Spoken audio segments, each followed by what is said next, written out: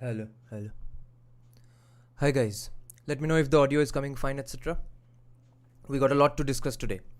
Actually, I mentioned two other current affairs topics that I want to discuss before starting the Brahma Purana. But actually, I have a third topic in mind as well. But they are short topics. So anyone who is here just for Brahma Purana, just wait out a little. We'll get to that within 15-20 minutes max. So first, we need to discuss how FDA, the Food and Drug Administration of USA, who are the main drug approval agency of USA, they have destroyed their country, their pharmaceutical industry, their population, their kids already, and how they are about to destroy India's youth as well. And the APA. APA is the American Psychological Association.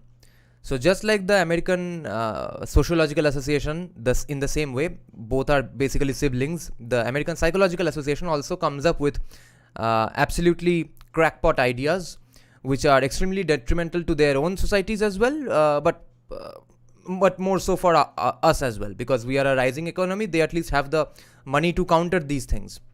We are not a $23 trillion economy as well as of yet.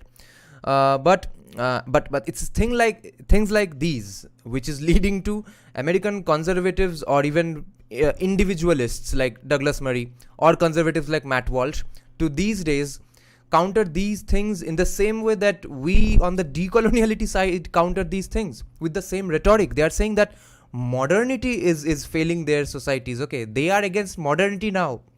Itne saal baad, after all these years, now they are facing the brunt of modernity. Okay, this is hilarious. Matt Walsh, Ben Shapiro, Michael Noel are using these words.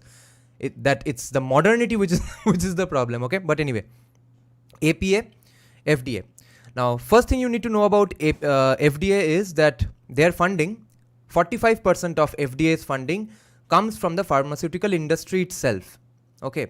And the pharmaceutical industry is about $10 billion. And that data I'm talking about, I knew of it. I knew that it was $10 billion before the corona pandemic. Who knows how big it is today? I know. I mean, not who knows. Some people obviously know. I haven't looked up the numbers as of yet because it obviously must have grown after the corona.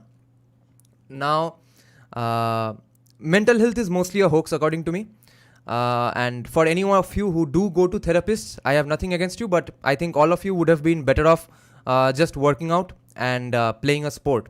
And if your counter argument to that is that when you are extremely depressed, you don't have the willingness to go to sport, let me tell you that no one really has the willingness to play a sport, or no one really has the willingness to wake up in the morning and work out, or whenever you work out. Workout usually comes with some sort of overcoming of the laziness, okay? But obviously that fight against the laziness is more for some people and less for some people. And I will concede this much, that some people, if you, let's say it's a group of 10 people, 2 out of that or 3 out of that group may actually need a crutch to walk. That does not mean that you hand out crutches to all 10 of them and make them incapable of walking or running. That's my entire argument against the mental health industry. Okay, now why am I coming down heavily on this all of a sudden today? I'm heavily coming down on this all the time basically, but we have other topics to discuss as well, which is why I don't spend my entire time talking about mental health, but I would if I could. Okay, so it's the Saturday night, so not many people are going to come live today, I think. Let me give you a statistic here that I came across just today morning, I think. So, the data is that, over 100 million in India now diabetic, 44% rise within the last 4 years, okay? I wonder why. Lockdowns, obviously. The lockdowns which were made to help save people who were already had comorbidity or who were above 60, people who were fit, people who did not have comorbidities, people who did not have D3 deficiencies, people who were under 30. How many of them died because of corona? Okay, that number is hilariously low. Even if 1% died because of that, that's obviously insanely sad for the family. But as a society, we have to weigh out our priorities. Okay, but that heavy lockdown has resulted in 44% rise in diabetics in our country, at least in the last 4 years. Now, Data reveals that 15.3% of the population pre-diabetic, mostly youngsters. I wonder why. So, when you are a video game addict and you don't go out to play, this is what's going to happen. You need D3. We need the sunlight to survive. We need the sunlight to survive both physically and mentally. The brain is part of your body. Brain functions on good blood circulation, good diet, and good hydration, just as any other part of your body, okay? Now, so my most recent trigger for discussing this is, a sister came to visit. She's from a, okay, in Bengali we say dur সম্পর্কে আত্মীয়. I don't know how, what's it called in English. So, she's the daughter of a person who's friend of a friend of a friend, somewhat like that. She's 10 years old. Her mom passed away when she was young. Her father and her grandparents, who are very old, they are busting their asses raising that kid. She learns Bharatanatyam, goes to school, does not has absolutely no interest in studying, has no attention span, cannot sit down to watch a movie for more than 15 minutes because her attention span is fixed according to the real size of social media, right? She just watches some YouTube videos once in a while and mostly watches reels. Okay. Even if she knows answers, she won't answer them in class because she's just quiet. She cannot mix with anyone. And why can't she mix with anyone? Because she has never played a sport with anyone. I have 7 friends who are suffering or who have suffered with severe mental health problems sometime in their life. And there's one thing common between all 7 of them. All of them have never played a sport growing up, okay? And I think it's an absolutely a case of child abuse if you don't send your kids to play a sport, especially today in 2022, 2023, because in our generation at least, as early 90s kids or our previous generations, of course, when we were growing up, even if we didn't play a sport, we at least had to go to the school by hanging off of local trains or buses, right? Or we had to catch a bus anytime, catch a public vehicle. It's always a hot country. You have to go to tuitions.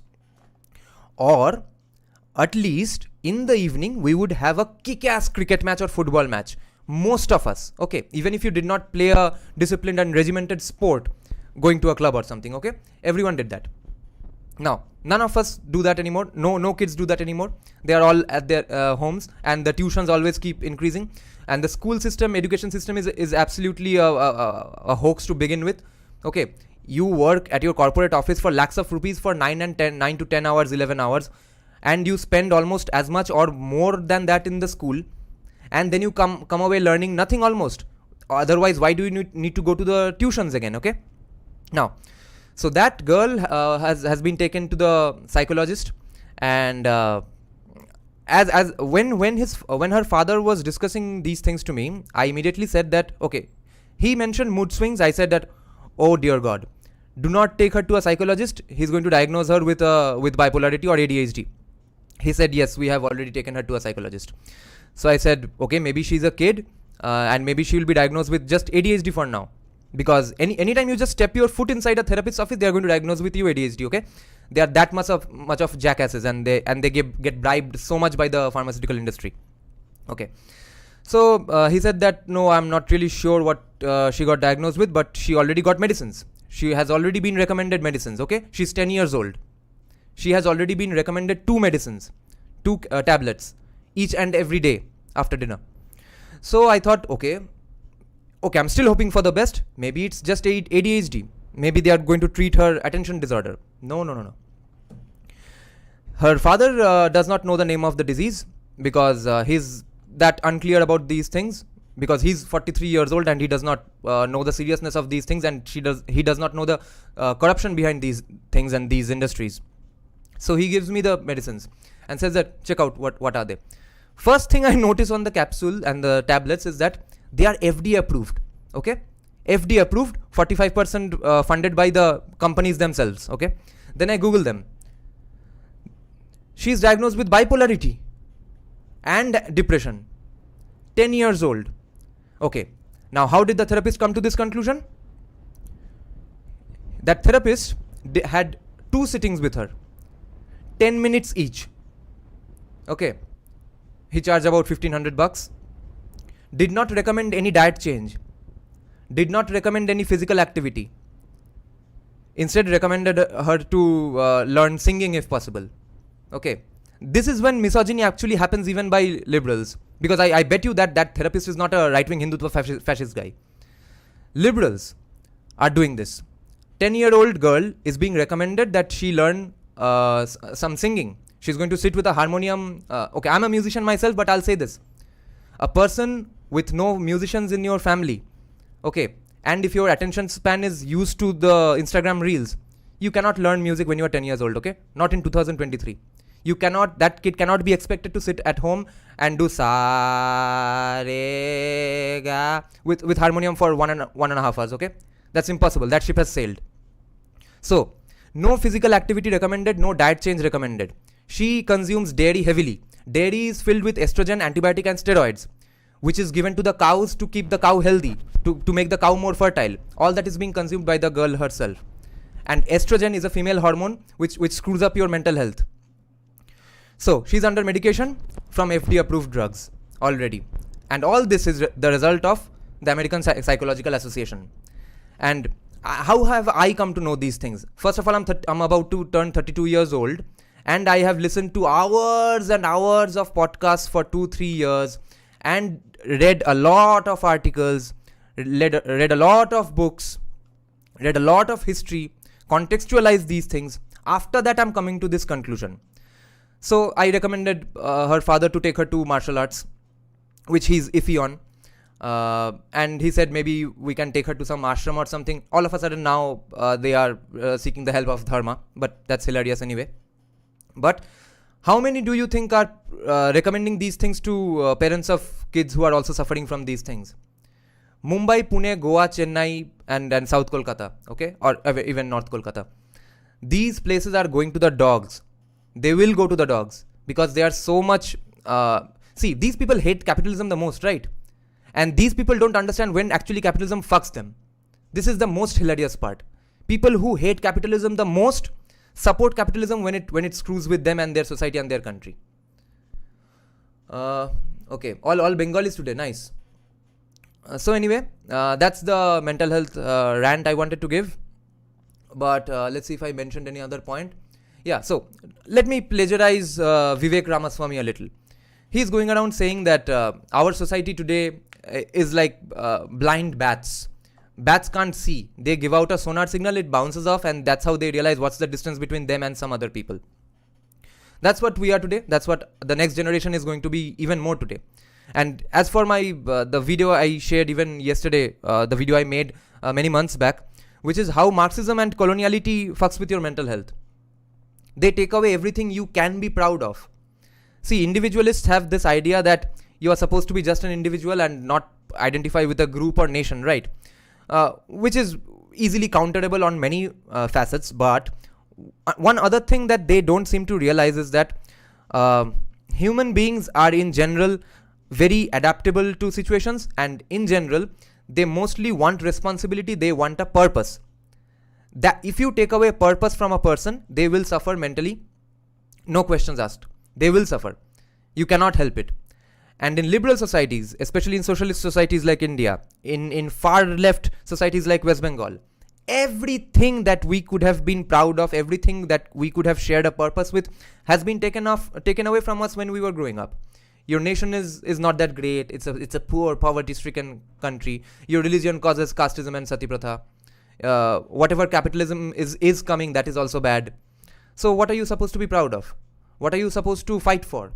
So when you create a vacuum in your mind, it gets filled up with Azad Kashmir. It gets filled up with absolutely factually wrong statements like that the Patharbaz is in huge trouble in India and we need to speak up for them.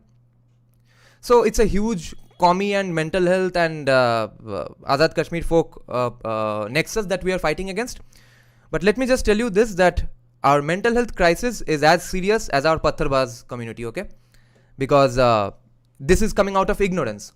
The Patharbaz problem is also because of ignorance, but this is going to strike even religious Hindu families if they are not careful. And if their prosperity comes, and as a result of that, their children get more lazy, and then they sit at home, even with an even fancier household, with even more fancier lifestyle choices, even with even far more fancier mobile phones, and who can afford far more fancier therapists who get paid 10,000, 15,000 rupees per hour. The result is going to be the same. They are just going to regurgitate some lines out of Dear Zindagi to you, and you are going to sit at home consuming mental health drugs.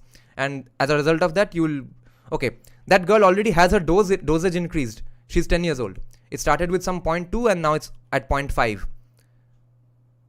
Okay.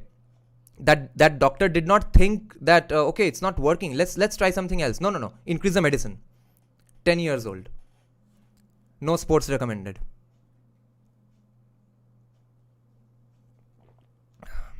Okay. Next topic I want to discuss is hilarious things happened with Oxfam in 2018. Do you know about that? First, I'll tell you what happened in 2018. Then I'll tell you what happened yesterday in Oxfam India, Delhi's office. Okay. So Oxfam, today our theme is basically people who are destroying India. So first is FDA and APA, who are destroying India from USA. And next is Oxfam, of course, who hate capitalism but get funded by capitalists to destroy emerging economies. Now, I have saved the links here. Wait. Something happened with Oxfam in Haiti or Haiti, I don't know how to pronounce it, in 2018. So first let me read you that article. So Oxfam sexual exploitation scandal in Haiti. This is what happened. On 9th February, Oxfam got accused of covering up an investigation. Investigation हो रहा है, उसको भी covered up कर दिया. This article is not even about exactly what happened. This is about covering up what happened. So, covering up investigation into the hiring of sex workers for orgies by staff who were working in Haiti after the 2010 earthquake, which killed thousands. After the investigation, the charity allowed 3 men, including the country director, the director for Oxfam Haiti, Roland van Houwer-Myren, to resign, and sacked 4 others for gross misconduct, according to an internal 2011 report. 2 days later, Penny Mordaunt, I think, the International Development Secretary, threatens to cut government funding to Oxfam unless the charity hands over all information on its workers' use of sex workers in Haiti. Meanwhile, Oxfam is hit with allegations that employees used sex workers in Chad as well in 2006, when Van Houwer-Myren was running operations there. Then, next day, the Charity Commission launches a statutory inquiry into Oxfam amid concerns it might not have quote-unquote fully and frankly disclosed all details about the Haiti allegations. The charity's deputy chief executive, Penny Lawrence, resigns, saying she is quote-unquote desperately sorry as Haiti demands the prosecutions of aid workers identified as using sex workers. Okay. We'll get to who the sex workers are, okay? There's hilarious things to unfold here. Very next day, actor Minnie Driver, who was one of the 16 celebrity patrons for Oxfam, says she is withdrawing her supports in no uncertain terms after working with the charity for more than 20 years, a charity that destroys capitalism. At the same time, claims emerged that Van Houwer-Myren had been forced out of another British charity 7 years earlier. Interesting. After an investigation into the use of sex workers. So he's a goddamn multiple time offender. Hired 7 years later by Oxfam. 2 days later, Archbishop Desmond Tutu resigns as an ambassador for Oxfam, saying he is quote-unquote deeply disappointed by the allegations of immorality and possible criminality. Very next day, Mark Goldring, the chief executive of Oxfam GB, claims attacks are quote-unquote out of proportion to the level of culpability. थोड़ा ज़्यादा accusation हो गया भोसरी के. So this is what they usually do with capitalism and Adani, Ambani, etc. in India. But now they are sad that it's happening to them. And if at all that is really the case. And accuses critics of an anti-aid agenda. Anti-aid agenda, yes, as if those countries are big high on capitalism and they don't really want AIDS, okay? I mean aid. Aid in plural. In contrast, the head of Oxfam International, Winnie Byanyima, warns that what happened in Haiti is, quote, a stain on Oxfam that will shame us for years. You should be more ashamed for hating capitalism. But anyway, 3 days later, Oxfam fulfills a promise to publish its 2011 inquiry into the Haiti sex abuse, which reveals that 3 staff who were under investigation physically threatened a colleague to ensure that person's silence. Okay? Hush money bhi nahi diya. hush threaten kar diya. The charity offers its humblest apologies to the Haitian government. 20th February, Goldring tells members of parliament on the International Development Select Committee that the charity has lost 7,000 regular donors since the scandal emerged. So capitalists stopped funding their anti-capitalism agenda. Interesting. 2 days later, Haiti announces it is temporarily suspending Oxfam GB's right to work in the country pending an investigation into how the charity handled the sexual exploitation case. The suspension is intended to last for 2 months. Okay. 17th March, Oxfam is accused of further failures in Haiti by keeping a senior aid worker there for more than a year, despite reported sexual harassment claims. According to an internal report seen by The Times, the charity attempted to contain allegations against Rafael Mutiku, an engineer who led Oxfam's installation of water supplies after the earthquake. Oxfam confirms the decision to not dismiss Mutiku was made by our old friend Van Hormeyren. 16th May, Goldring announces he is to stand down as chief executive at the end of the year, citing the scandal and the need for fresh vision and energy at the charity. We are now laying strong foundations for recovery, he says. 14th June, Haiti announces it is withdrawing Oxfam GB's right to operate in the country for, quote, violation of Haitian law and serious violation of the principle of the dignity of human beings. Okay, this is the end of this story. Now let's get into what happened recently. Okay, this report that I'm going to read now is from 2019. Okay, this happened in 2018. Now let me remind you all what happened in 2019. Okay, Oxfam failed to act on reports its workers that its workers were raping girls as young as 12. Damning report concludes. Okay, तो पहले जो sex workers बोल रहे थे, a lot of them were 12-year-old girls as well. Okay. Since I can't view the live chat from here, let me just check if the audio is coming fine, etc. Or you all have some complaints or something. Is all okay? Okay, all seems to be good. Kolkata में मेरी girlfriend है. Nice. Okay. So, now check this out. After this, we'll come to what happened just 2 days back in Oxfam, Delhi. Okay. So, senior staff failed to alert law enforcement to allegations that aid workers were having sex with minors, a damning charity commission report concludes. So, they were having an orgy while claiming to save the victims of the earthquake. Okay. Nice. Interesting. Okay. Oxfam failed to act on reports that children were being sexually abused by its workers in Haiti in 2011. उसके 8 साल बाद ये report हो रहा है. According to major charity commission inquiry, which concluded the allegations were not taken seriously enough. A report by Charity Commission into Oxfam GB, undertaken in response to revelations last year of sexual exploitation by aid workers, concludes the safety of potential victims took second place. That was not their priority. It discloses a series of emails received by the NGO in 2011 alleging some workers were having sex with women and girls, including minors, in refugee camps after their homes were destroyed by the earthquake which devastated the country in 2010. This is new colonization, guys. Oxfam suspected the emails were not genuine and did not raise them with local police. In one case, 2 emails dated 18th July 2011 and 20th August 2011, both said to be from a 13-year-old Haitian girl, alleged she and a 12-year-old friend had suffered physical abuse and other misconduct at the hands of Oxfam staff. The email stated the girls had been engaging in prostitution and the author had been quote-unquote beaten and used by 2 men who I know worked for you. It continued, quote, they also have a boss who works for you and I have not met, but my young friend, she is 12, she had sex with him. The inquiry established that the emails were not raised with any law enforcement at the time and former trustees said they were not made aware of them. Taking into consideration the quote-unquote seriousness of the allegations made in the emails as well as the, quote, clear risks to the safety and security of those minors, end quote, if they were true, the commission said Oxfam should have tried harder and taken more steps at the time to identify the source of the concerns and follow up the allegations. Oxfam GB should not have taken the risk with the safety of minors. It should have reported the possibility of 2 girls being at risk to the local law enforcement authorities. The risk to and impact on the victims appeared to take second place and was not taken seriously enough, it said. The Charity Commission said that given the period of time that had passed, it would not be possible to conclude with sufficient certainty whether minors were involved or at risk. Okay. Now let me tell you what happened 2 days back in Oxfam Delhi's office.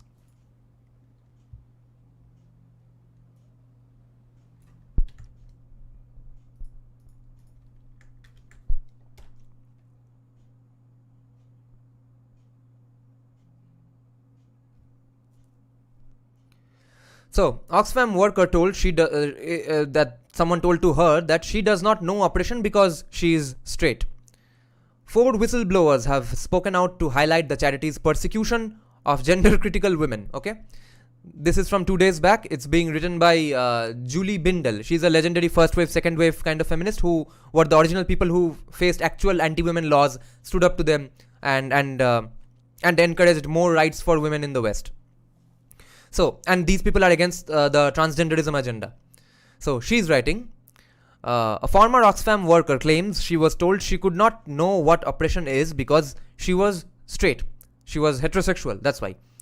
The employee is one of the 3 more staff members to have come forward to spotlight the persecution that gender-critical women were subjected to by the charity, making a total of 4 women whose concerns have been reported by the Telegraph. So, the charity, the anti-capitalist agenda discourse creators who were having orgies with 12-year-old and 13-year-old girls in 2010 and 11 in Haiti, they are now telling to straight women that you don't exactly know what oppression is because you are not gay, because you're not lesbian. Okay.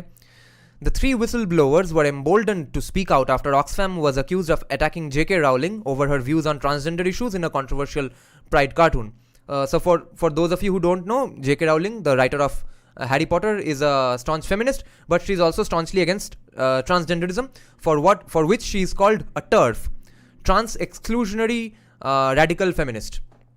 Okay, so Sally, who was a paid employer at Oxfam headquarters in Oxford, told the Telegraph she was berated by a colleague who described himself as on the transgender spectrum.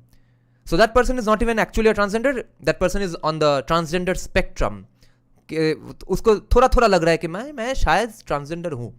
During a conversation about women in prison encountering male sex offenders identifying as trans women. Okay, लड़के लोग लड़की बोल के female prison में रह रहे हैं और वहाँ पे फीमेल प्रिजनर्स को सेक्सुअली हैरास कर रहे हैं, वायलेट कर रहे हैं, और कहीं कहीं पे सुना जा रहा है कि रेप भी कर रहे हैं. Quote, he was immediately scathing and dismissive of my concerns, saying that there was a moral panic about trans women imprisoned with other women and that it was all a load of bullshit, end quote, said Sally, a single parent and a feminist concerned about male violence towards women and girls. Okay, she's feminist and single parent, so that no surprise there, but at least she's standing up to this problem in society. So that person, that transgender spectrum wala person, he raised his voice telling me that transphobic prisoners were making up such stories and were very likely to be TERFs, trans exclusionary radical feminists. Okay, yeah, so women prisoners are trans exclusionary radical feminists. What world do these guys live in? And this kind of talk harms trans people and can lead to their suicide. Okay, so if you have ever dated someone with a suicidal tendency, you know that anyone threatening you with suicide and you responding to them affirmatively is never a good solution. Okay, now talk of trans women's shoes. Quote, this same colleague said to me in a disagreement about some aspect of women's oppression or rights that, quote, cis women don't get to tell trans women about oppression. Until you have walked in a trans woman's shoes, you don't even know what oppression is. Okay. Yeah. Sally said she considered making a formal complaint because she, quote, felt bullied and very uncomfortable, end quote, going into work on a daily basis and had begun to look for other jobs. Yeah, you should not have worked in Oxfam to begin with. But when she, quote unquote, tested the water with a senior colleague in an informal conversation, she said they were, quote, so hostile, coming close to calling me a bigot, end quote, and told her to, quote, think very carefully about your privilege क्योंकि तुम heterosexual लड़की हो, end quote, before you paint yourself as the victim. Okay, it's a competition of victimhood obviously. So एक बड़ा victim छोटे victim को बोल रहा है नहीं नहीं ज़्यादा victim मत खेलो. You are still not qualified to call yourself a victim. Sally began looking for other jobs and recently left the organization. She said she was too intimidated to pursue a case against Oxfam because she worried that being accused of transphobia would ruin her reputation in the workplace. Now, Geeta, a young lesbian who works at Oxfam's Delhi office, who wanted to remain anonymous, said she overheard a conversation between colleagues about rumors, which later proved to be unfounded, of a large donation from one of J.K. Rowling's charities. Her colleagues responded to the news saying that, quote, no way would we take money from that transphobe, okay? JK Rowling पैसा भेज रहा है, वो पैसा नहीं लेगा, ठीक है. Oxfam, most of their time is spent on writing papers and publishing papers about destroying capitalism in developing countries. Okay. उसके बाद थोड़ा बहुत जो वुमेन्स राइट्स के लिए काम भी करते हैं, उसके लिए जो पैसा चाहिए, वो पैसा अगर ट्रांस एक्सक्लूजनरी फेमिनिस्ट दे तो वो पैसा इनको नहीं चाहिए, ठीक है. So that shocked our friend Gita here. So Gita said, I was horrified that they were willing to turn down money that would go to alleviate hardship for impoverished people because of this terrible ideology. No one challenged them about what they said about J.K. Rowling. Gita also recalled one of her male colleagues lecturing her on being whorephobic. Okay? New term, guys. Be prepared for it. One of you will get called this in the recent future, in the upcoming future, near future. Whorephobic. And why she is whorephobic? Guess what? She was called whorephobic because she made disapproving remarks about the Oxfam sexual exploitation scandal in Haiti. Okay. इसके साथ whore का क्या संबंध है? The issue is that Gita said that Oxfam was wrong, the employees of Oxfam were wrong to indulge in those sexual orgies, etc. But this person who is calling her whorephobic, his or her explanation is that they were merely young prostitutes. Even if they are child prostitutes, maybe they have not clarified that, but their claim is that they were just prostitutes who were exchanging sexual favors after an earthquake. So you criticizing that sexual scandal makes you whorephobic because you are against the exploitation of that prostitution scenario. Okay, you are not supposed to be against that, as if it's a proven claim that it was that it was prostitution. It's not even proven. The claims are that it might not have been prostitution and that a lot of them were minors. अगर prostitution legal भी है, अगर वो consensual भी है, 12-13 साल की लड़की का consent कहाँ से आता है? And Gita criticizing Oxfam employees having sex with 12-year-old, 13-year-old girls is being called whorephobic. That comment is called whorephobic now, okay? So Gita left the organization before she could get another job, before she feared she would fall out with senior management and get fired, which would then make it impossible for her to seek employment elsewhere. She worked in a restaurant before managing to get a job in an international NGO. एक चूतिया anti capitalist NGO छोड़ के और एक NGO में गई है तो फेमिनिस्ट, तो इसको एनजीओ में ही जिंदगी बिताना है कैपिटलिस्ट के भीख से. तो अब हम जानेंगे कि स्वर्फ क्या है और टर्फ क्या है. Anna, who works in London and did not volunteer her real name, said she was concerned that the reputation of Oxfam India, which, quote, has an incredible history with decades of programs and campaigns on women's rights, which means delaying our progress and delaying the prosperity of women, is being, quote, harmed by now promoting an unscientific and deeply harmful ideology. अच्छा, अब unscientific है, अब harmful है. Slowing down the growth of India's economic prosperity was not harmful. That was not unscientific. Recalling her experiences working for the charity, she said, quote, we were called swerves, a feminist woman who opposes sex work, and TERFs, hostile transgender views. Women who had been working for decades on women's rights, including those in very senior roles, told me they were too scared to say what they really thought, that sex work was not work and deeply harmful to women, she added. The widening scandal engulfing Oxfam over the mistreatment of gender-critical women working for the charity has been described as an act of reputational self-immolation, khud ko aag lagana, akin to, it's similar to an infamous 1991 speech from Gerald Ratner, whose description of his jewelry products as crap led stocks to plummet by £500 million. Maya Forstater, the co-founder of the Sex Matters campaign, told Mail Online that, I think this could be Oxfam's Ratner moment if they don't start standing up for women's rights. An Oxfam spokesman said, quote, Oxfam aims to be an inclusive organization which is welcoming of all different beliefs, people of all different beliefs and respectful of different identities. We are committed to tackling discrimination of all kinds, including against the LGBTQIA plus community, because it is a barrier that stops people escaping poverty and living their lives to the full. Poverty escape करने के लिए capitalism चाहिए होता है, ठीक है? Not NGO. Quote, we would encourage anyone who feels that they have been treated unfairly at Oxfam to make a complaint so that we can investigate and take action if appropriate. Okay. Now, the final thing I want to show you from in context to this topic.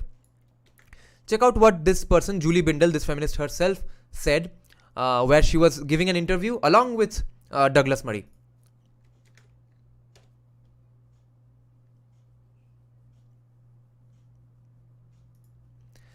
(12-minute 12-second onwards).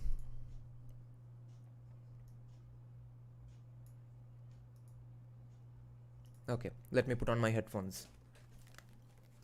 And let me just check if any comments are coming. Hello. Yeah.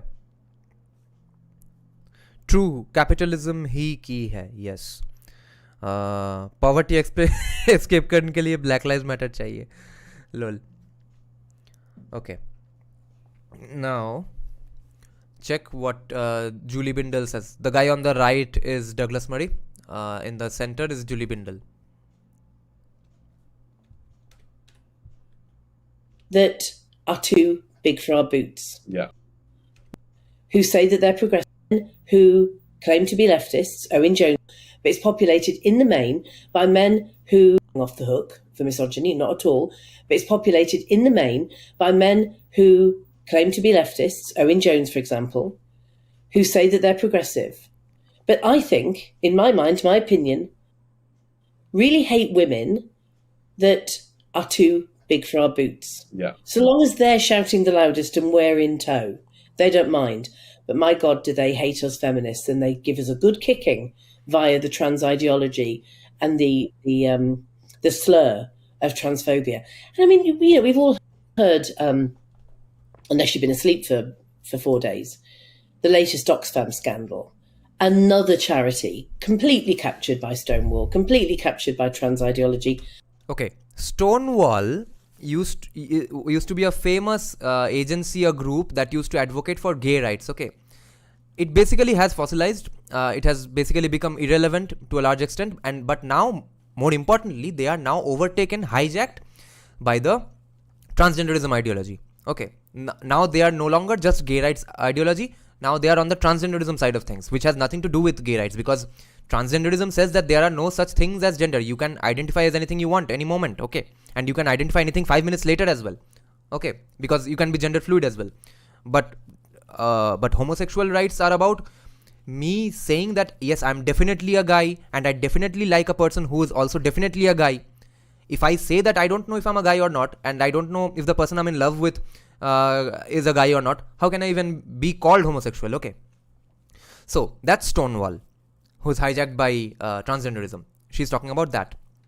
Another charity completely captured by Stonewall, completely captured by trans ideology, dominated by privileged kids without a brain in their heads that have left university, where they haven't been taught to think critically. They've been taught that thinking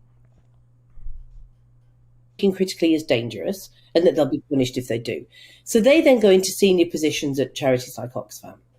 We've seen the bedrock of misogyny there. We saw that with the Haiti scandal, where there were wealthy, highly paid consultants working for Oxfam, raping children. I will not call them sex workers. I will not say that these men were clients.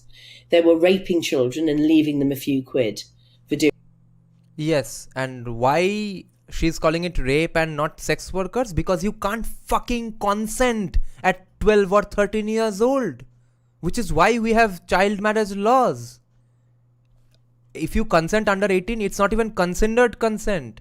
That's not even brand new information. How can a sex worker be under 12 or 13? That's literally, even if not sex worker, that's literally child labor at the very least, because she's working and she's under 12, under 13. Doing so. And Oxfam, I heard today from another whistleblower that there was a huge argument going on amongst the LGBTQI2 Spirit Plus lot in Delhi. Okay, you guys, do you know what's this two-spirit thing now? A lot of white liberals are now saying that they are allies with the Native Americans so much, and they think that the Native Americans are their allies in the transgenderism side of things, because there is something called one person having two spirits in Native American faith traditions. Okay, now the white liberals are appropriating Native Americans and their faith systems to help their transgenderism ideology. So now it's called LGBTQI2 Spirit Plus. Okay. Now she will say what happened in the LGBTQI in the Oxfam Delhi office. Going on amongst the LGBTQI2 Spirit Plus lot in Delhi, in India, in their office, about how these men in Haiti hadn't done anything wrong. They had simply contributed to the local economy, like going to eat at one of the local restaurants. It's staggering. No. And this colleague, who is a lesbian, who's been called a cis bigot, who fights for the rights of women, and that means against sexual exploitation as well. She's critical of the sex industry. She was called, now wait for it, whorephobic. Whorephobic, for saying that men shouldn't have the right to have sex, to rape vulnerable children. And she was then further told that to speak out against the sex trade was transphobic in essence, because many, and I quote, many trans women of colour are sex workers. So, okay, so because a lot of transsexuals in India and some other poverty-stricken countries, since they are sex workers, a lot of them who I've heard are not even transsexual to begin with. They are made transsexual by cutting off their penis, etc., so that they can be used as sex workers. And I think the Pattharbaz community has something to do with that as well. I've heard rumors. Okay. Because of that, क्या connection बना है समझो. गरीब देशों में transsexuals prostitutes होते हैं, इसलिए a lesbian woman who identifies as a woman, biological woman who identifies as a woman but is a lesbian, she cannot talk about these things because she is being transphobic or whorephobic, because she is talking about 12 to 13-year-old girls who are not transsexuals, them being sexually exploited. ये connection क्या है? ये sentence मैं articulate करने में ही 10 minute लगा रहा हूं. ओके.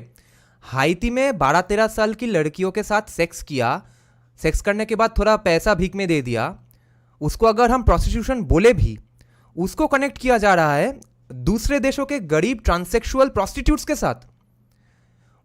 गरीब देशों में ट्रांससेक्सुअल प्रोस्टिट्यूट होते हैं, इसलिए हाइटी में 12-13 साल की स्ट्रेट लड़की के साथ नॉट ट्रांससेक्सुअल लड़की के साथ सेक्स करना जस्टिफाइड है. ये है कनेक्शन ऑक्सफैम भोसवी के. Can you believe that? This is Einstein level thinking. Where do we go with this? Well, I mean, they literally think that they rule the roost. Yeah. Okay, this is the end of this topic. And now I'll get to one thing that I did not mention in the community section, which I was going to talk about, which is our friend Vivek Ramaswamy. If he somehow magically wins the presidency, we will have a Jai Shri Ram in USA, obviously. Okay, linguist, by the way, since you know the two-spirit thing, let us know if it has anything to do with transgenderism, okay? And Rutvik, thanks a lot for that monetary support and donation, okay? He's saying we investigated ourselves and found nothing wrong. Yeah. Okay. So my thing is, since I'm a pretty big fan of Vivek Ramaswamy now, let me tell you 3 policies of his, which I absolutely love and which I think he may have mysteriously done a telepathy and looked into my mind, just like Ron DeSantis seems to have mysteriously followed my channel and applied the exact policy which I was recommending in India before anyone else talked about it. I was talking about defunding sociology. He has already defunded gender studies and DI studies in sociology in Florida. Now Vivek Ramaswamy is joining my party. So Vivek Ramaswamy has, among many other great policy proposals, he has 3 things which I absolutely like. He is saying that he will support any referendum on raising the voting age to 25 years as opposed to 18, which is now across the world. But if you are 18, you can vote if you have served in some way in the government, have done some voluntary work, or served in the army. Then you have some stake in the country. Then you can vote even if you are 18 years old, or otherwise you'll have to be 25 years old to vote. But you will not lose any other citizenship rights. But voting right will be taken away from you unless you are 25 years old. And that is based on science, because your prefrontal cortex जहाँ पे हमारा third आई होता है essentially, that prefrontal cortex does not fully form until you are 25 years old. Girls के मामलों में थोड़ा पहले होता है. I think girls prefrontal cortex of women forms about when they are 24 or maybe in some cases 23. But the prefrontal cortex is your wisdom, your decision making part of your brain, which is not even formed when you are 18 and you are going around voting, deciding the fate of your country. Okay, and I absolutely support that. Even in India, voting age needs to be raised to 25. Okay, next thing, he is in favor of banning Instagram or banning all social media for underage children, for people who are under 18. Okay, if you are not allowed to have cigarettes, if you are not allowed to watch porn, if you are not allowed to get married, if you are not allowed to have sex, if you can't consent, if you can't have whiskey, if you can't have alcohol, how can you be allowed to sit and watch reels and get addicted to it all day? Especially because reels are a massive market for pedophilia these days. Because if girls who are raised in a situation where they crave validation all the time, they will become OnlyFans kind of prostitutes in very quick time.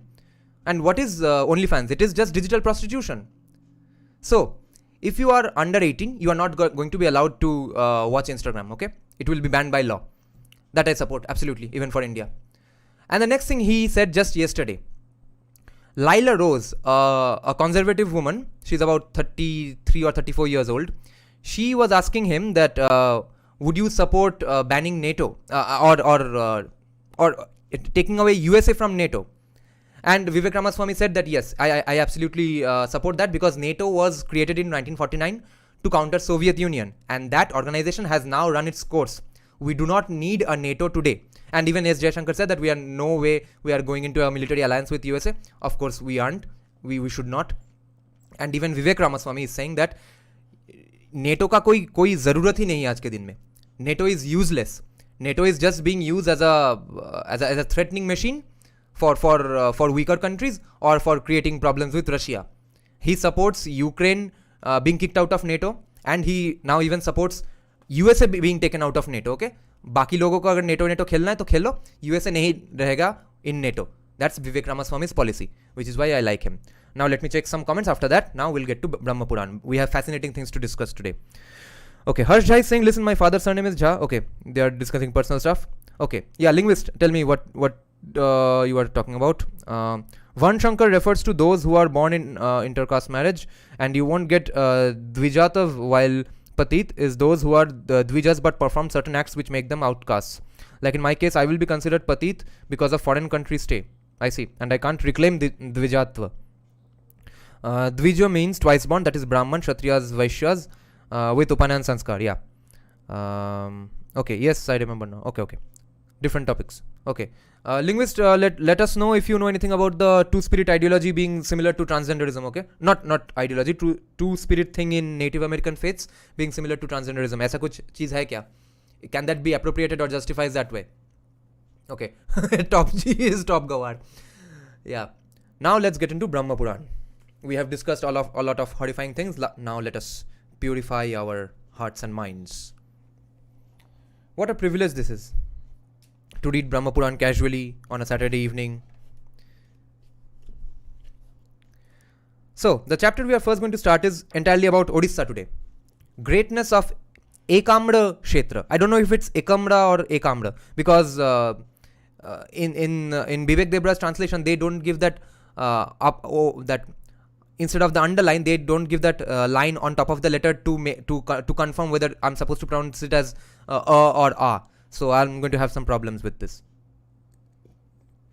So remember, guys, that Rishi Loma Harshana is sitting in the Naimisha forest, and he is basically having a discussion, and other rishis have joined him and asking him how the world was formed, etc. And this is and up till the last day's live stream of Brahma Purana, we were listening to Brahma himself, Brahma's narrations and recitations.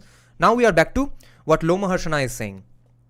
So, greatness of the Ekamra Kshetra, which I have put in the thumbnail, the temple you can see on the right hand side, that is a 2000-year-old site in Odisha. That is called Ekamra Kshetra. And Kshetra in Bengali, we have always thought that Kshetra means any area or place. But after reading Brahma Purana, I came to know that Kshetra means a temple or any place of pilgrimage. And Kshetrapal means protector. Pal means protector. Palna. Lalna, lalan karna, lalan palan. Okay. So, Loma Harshana said, okay, any more questions before we get to it? Two spirit is when you mix vodka and whiskey. Yeah, that's good. They'll vomit the cocktail, yes. Om Ganapataya Nama. Om Ganapataya Nama. Okay, let's start. Loma Harshana said, O Brahmanas, the best among sages heard this auspicious account about Rudra's anger, which we ended last day. As stated by Vyasa, it destroys all sins. They heard about Parvati's anger, Shambhu's rage, impossible to withstand, and the origin of Veerabhadra and Bhadrakali. They heard about the destruction of Daksha's sacrifice and Shambhu's extraordinary valor. Okay, I need to say something to my Bengali friends here. Bengalis, you all know the term Daksha Jaggo Bedhe Jawa, right? I wonder if it's in other Indian languages as well. We have a term called Daksha Jaggo, which basically means Daksha ka yagya. But Daksha Jaggo in Bengali is used as a figure of speech for extremely violent a situation. Okay. And now we know after reading Brahma Puran why that is. Or at least for people who did not know it before listening to my live streams. I came to know after only reading this that Daksha का जो यज्ञ हो रहा था वहाँ पे Lord Shiva ने आके ऐसा धूम मचाया गुस्से में आके that has become the civilizational memory for Bengalis as a very violent occurrence or a very, very violent phenomenon or situation, which is why anytime a violent thing happens, we say Daksha Jaggo bedhe gelo. So that's where this comes from, okay. So they also heard about, okay, interesting, this is now Rishi Loma Harshana also recapping things. They also heard about how the extremely great-souled Daksha obtained the god's favors again, how he gave a share in the sacrifice to Daksha, and about the fruits obtained through Daksha's sacrifice.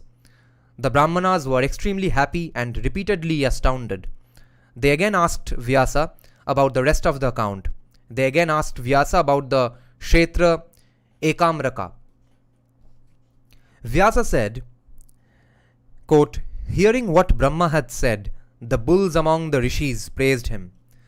They were delighted and they had goosebumps.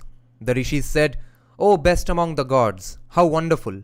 You have described God Shambhu's greatness and the destruction of Daksha's sacrifice. You should now tell us about Ekamraka, supreme among Kshetras, in Orissa. O Brahma, we have great curiosity and we wish to hear about it. End quote. The one with four faces, the protector of the worlds, heard their words. He spoke about Shambhu's Kshetra on earth, which confers all the objects of pleasure and emancipation. Brahma said, O tigers among sages, listen, I will briefly tell you about this auspicious Kshetra. It is extremely difficult to reach. It is auspicious and destroys all sins. It has 1 crore lingas and is as auspicious as Varanasi. It is famous as Ekamraka and there are 8 tirthas inside it.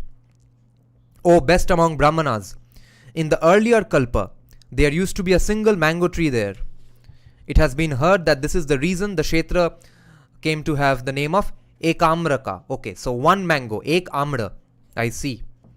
Eka means 1, Amra means mango. Yeah. It is full of happy and healthy people, men and women. There are large numbers of learned people and the place is full of wealth, grain and other things. There are houses with pens for cattle and the place is ornamented with gates.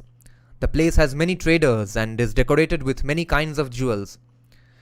ऐसे एक जगह को एक Buddhist Ashoka ने तोड़ दिया. Was that the first Buddhist on anti-Hindu action by a Buddhist person? Can we designate it as that? Okay, let me just cover up this place. There are houses and mansions and the avenues are decorated. It is beautiful, with palaces that are as white as swans. It is decorated with white ramparts and there are gates that are fastened thrice. It is ornamented with moats. Moats meaning जो घर के बाहर थोड़ा एक नाला बनाया जाएगा जहाँ पे पानी रहेगा, वहाँ पे शायद crocodiles छोड़ दिए जाएंगे. Decorated with moats, protected by innumerable weapons. It is ornamented with flags that are white, red, yellow, dark, blue and black in color, and these flutter in the wind. Okay, interesting colors, okay? White, red, yellow, dark blue and black. There is always reason to be happy, and many kinds of musical instruments are sounded. Veenas, flutes, drums. It is ornamented with catapults. Okay. Catapults as weapons, okay? Catapult meaning तो आप लोगों को पता है, वो ऐसे जिसको खींच के मारते हैं. Big versions of that, obviously. There are divine temples to the gods, decorated with walls and gardens. Many wonderful kinds of worships decorated the place everywhere. Women can be seen, slender at the waist and happy. So meaning healthy, obviously. Necklaces adorn their necks, and their large eyes are like the petals of lotuses. Their breasts are heavy and upright. Their complexion is dark, and their faces are like the full moon. The word used is shyama, dark. Shyama is used for a maiden who has not married or has not had a child. However, since this is a description of women across all age groups, dark is the natural meaning here. Okay. Their hair does not move, so it's probably well oiled or something. Their cheeks are excellent, and there is the tinkling of girdles and anklets. थोड़ा बहुत घुंघरू का आवाज हो रहा है. Their hair is excellent, and their hips are beautiful. Their large eyes extend all the way up to the ears. They possess all the auspicious signs and are decorated with all the ornaments. They wear divine and white garments, and some have the complexion of gold. Their heavy breasts make them bend down, and their gait is like that of swans and elephants. Gajagamini bolte hain jisko. Their limbs are smeared with divine fragrances and unguents, and their ears are decorated with earrings. Their loins are excellent, and their eyes are intoxicated. Their faces are always smiling. Their teeth are like flashes of lightning, and their lips are like bimba fruit. Their voices are sweet. Their mouths are colored with betel leaves. They are learned and beautiful to behold. They are extremely fortunate and pleasant in speech. They are proud of their perpetual youth. All of them wear divine garments and are always full of good character. Those women who are like Apsaras always sport there. In their own respective houses, those women are happy, during the day and in the night. The men who can be seen there are proud of their youth and beauty. They possess all the auspicious signs and are adorned in all the ornaments. O supreme among sages, the Brahmanas, Kshatriyas, Vaishyas and Shudras are engaged in their own dharma and reside there, extremely devoted to dharma. Okay? चतुर्वर्णों का बात हो रहा है. हर कोई अपना अपना धर्म का पालन कर रहा है. Courtesans also reside there with beautiful eyes. They are the equals of Ghritachi, Menaka, Rambha, Tilottama, Urvashi, Viprachitti, Vishwachi, Sahajanya and Pramlocha. Okay, these are famous Apsaras. Oh, I see. These are the names of famous Apsaras. I did not know that. All of them are pleasant in speech, and all of them have smiling faces. All of them are accomplished in the arts, and all of them possess the qualities. Such are the women there, skilled in singing and dancing. O best among sages, all the women who dwell there are proud of their qualities. They are beautiful and agreeable to behold, skilled in sidelong glances and conversation. There is no one who is not beautiful. There is no one who is wicked in conduct. There is no one who causes injury to others. Men are confounded by their sidelong glances. There is no one there who is poor, foolish, hateful, diseased, dirty, wicked or deceptive. There is no one who is not beautiful. There is no one who is wicked in conduct. There is no one who causes injury to others. There is repetition. Now Bibek Debroy is making a footnote here that there is repetition because the earlier statements were about the women. Now these are about the women. These are about the men as well. Okay. Such are the men who reside in the Kshetra, that is famous in the world. It is easy to travel everywhere there, and everything brings pleasure to the beings who reside there. It is full of many kinds of people, and every kind of crops grow there. There are Karnikara, Pansa, Champaka, Nagakeshra, Patala or Patala, I don't know how to pronounce it. Patala, Ashoka, Bakula, Kapitha, Bahula, what is Bahula? Cardamom, Dhava and Chuta. Chuta is also mango, interesting. Nimba, Nimba is a tree with bitter fruit, or Azadirakta indica. Kadamba and other kinds of flowers. Nipaka, what is Nipaka? The same as Nipa. Nipaka, Dhava and Khadira trees are decorated with creepers. There are Shala, Tala, Tamala, Narikela, Shubhanjana. What is Shubhanjana? A kind of tree believed to contain fire, the same as a Shami tree.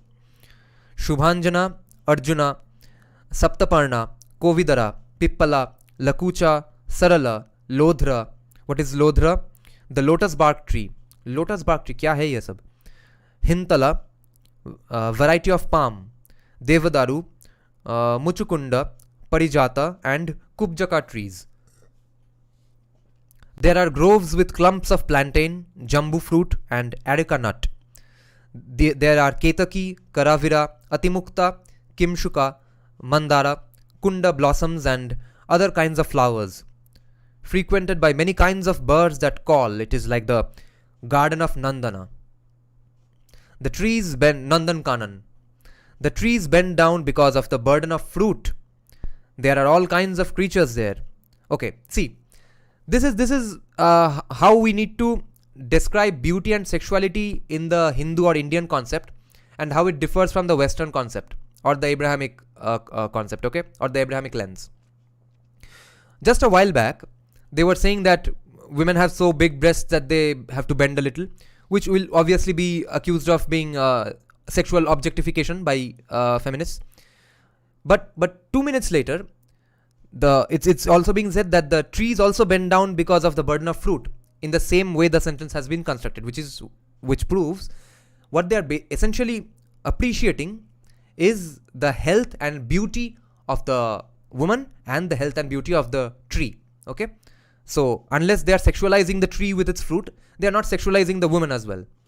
Everything related to physical beauty does not have to be sexual, immediately sexual, or even if it's sexual, it does not have to be the evil objectification way of sexualizing things as we know it today in the Bollywood way of things or the Western way of things. Okay, and remember, sexual mores also changed, because see, in one Ramayana it's being said that Jayanta the crow sat on Sita's breasts, and in the later Ramayana, which is written in I think in the mid 1500s, is being said that Jayanta the crow sat on Sita's feet, because by then the concept of breasts had become entirely a different thing.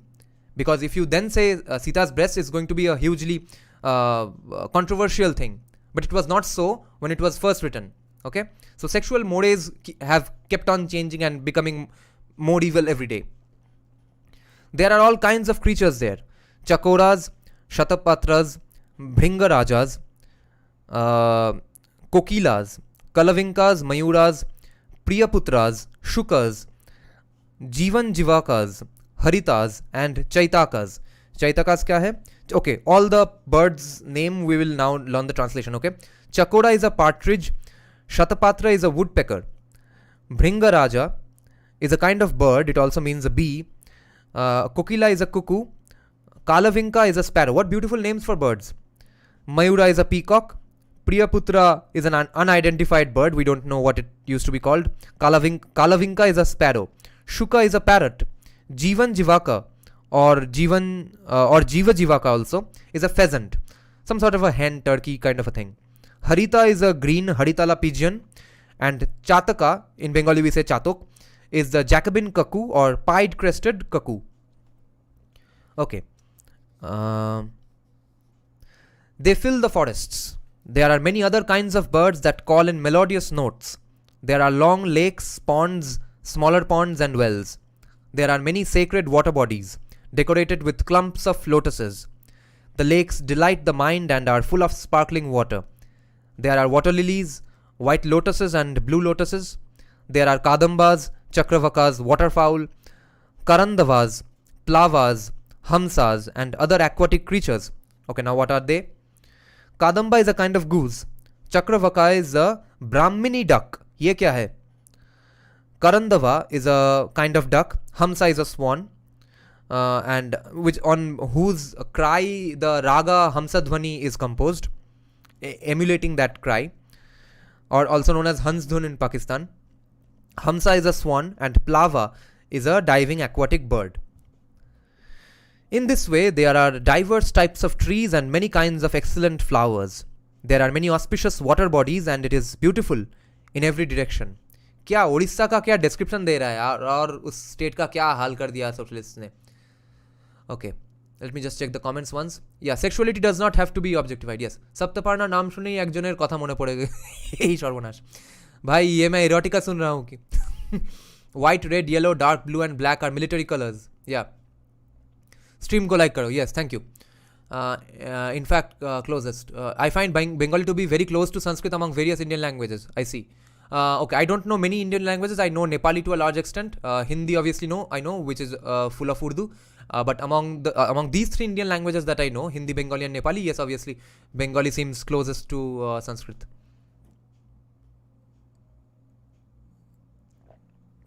Okay. For the welfare of the worlds, God Kritivasa Vrishadhvaja is himself there. This is Shiva, who grants objects of pleasure and emancipation. O best among Brahmanas, along with the gods and the rishis, for the welfare of all the worlds, Rudra had earlier collected separate drops of water and from all the tirthas on earth, rivers, lakes, ponds, tanks, other water bodies, wells and oceans, and brought them together in a tirtha there named Bindusara. Okay, footnote hai.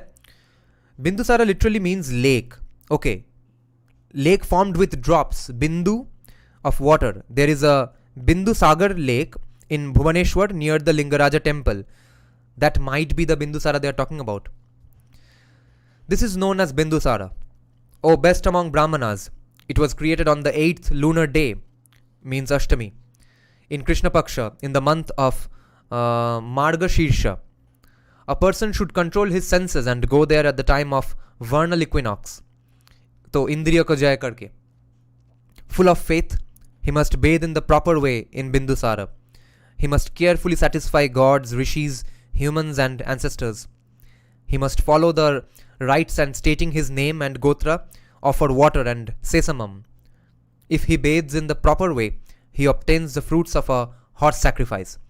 Again, if you guys have been following all my Brahma Purana live streams, we will notice that many times Brahma Purana seems to be giving out hints that it had moved on a little from the animal sacrifice phase and wants to philosophize things. Okay, because even in previous sections in the Brahma Purana, we learned that they are saying that horse sacrifice can be done in other ways also, by even not without sacrificing the horse, which is very interesting, because if you are an animal rights advocate and you want to look for Hindu justifications for sacrifices without actually killing an animal, here's Brahma Purana for you. And then elsewhere in the Brahma Purana, they were saying that if you are a wicked person, even if you go to the tirthas, no way will you get purified. Okay, that's also pretty interesting and pretty modern sounding, pretty secular, rational sounding, isn't it? If he bathes there on auspicious occasions, eclipses, the changes of one ayana into another, Vishuva Sankranti and conjunctions like Shadashiti, and gives wealth and other donations to Brahmanas, the fruits are 100 times what is obtained from other tirthas. Okay, a huge footnote is given. Sankranti is the movement of the sun from one sign of the zodiac, Rashi, to another. Thus, there are 12 of these. The entry of Surya into Capricorn, which with the movement from Dakshinayana to Uttarayana, is known as Makar Sankranti, which is its entry into Cancer. With the movement from Uttarayana to Dakshinayana is known as Karka Sankranti. The entry into Gemini, Virgo, Sagittarius and Pisces are known as Shadashiti. The entry into Taurus, Leo, Scorpio and Aquarius are known as Vishnupada. The entry into Aries and Libra is known as Vishuva Sankranti. Okay. If a person offers pinda, which is cake offered to ancestors, agar pindadan kiya wahan pe to ancestors on the banks of that lake Bindusara in Bhubaneswar, there is no doubt that one gives the ancestors eternal satisfaction. A person should control his senses, control his speech and go to Shambhu's temple there. Having entered, he should worship Sharva and perform Pradakshina thrice. In a pure state, he should bathe Bhava with ghee, milk and other things. With sandalwood, fragrances, pastes and flowers, he should worship the god who has the moon on his crest and is Uma's consort. He should use many kinds of holy flowers like Bilva. Bilva is the wood apple. Bilva, Arka, lotus and others to worship Shankara, using mantras spoken about in the Agamas and the Vedas. A person who has not been formally initiated will state his name and use the basic mantra. In this way, the god will be worshipped with excellent fragrances, flowers, incense, lamps, offerings, gifts, praises, prostrating oneself like a rod on the ground, songs, the agreeable playing of musical instruments, dancing, japa, bowing down, exclamations of victory, so Jayadhwani obviously, and Pradakshina. Worship properly in this way, Umapati, the god of the gods, grants freedom from all sins, and the devotee can be proud of his youth and beauty. He is adorned in divine garments and ornaments and saves 21 generations of his family. He performs sacrifices and is devoted to donating. He becomes the lord of the worlds. After having bathed in the waters of Bindusara, the devotee should go and see Muktishwara, Siddhesha, Swarna Jaleshwara, Parameshwara, and the subtle and famous Amrati Keshwara performing worship at these places. Okay, now one thing to note interesting here is that they are saying it will purify your past 21 generations. Okay, sacrifices, he becomes lord after having bathed in the devotee gosh. Wait, let me just read this part once more.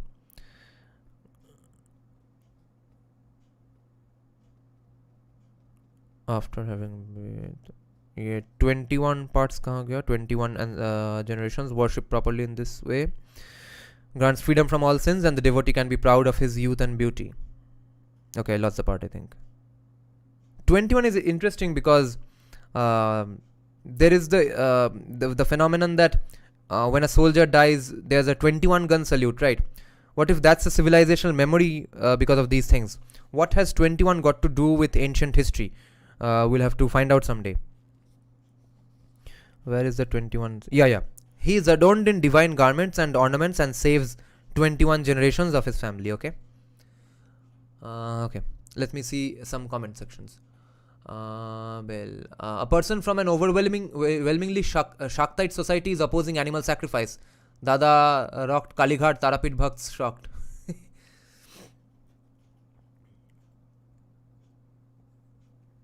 Magdhi Court Bengali is close to Sanskritam, yet Vanga Court Bengali is not. I see. 7 generations before my grandfather were not very nice to outsiders, hence Kal Sarpadosha. Yeah, and also 3000 years back in Baudhayana texts, they have said that the Sambuddhi area, I think it's called, the Rar Bengal area or the Lari area. If you go there, you have to do a Prayaschitta. That is why Bengalis still think they are outside the Hindutva narrative. So 3000 years पहले book में लिखा था कि तुम लोग outsiders हो, तो इसलिए 75 साल पहले जिन्होंने घर से भगा दिया उनसे प्यार हो गया.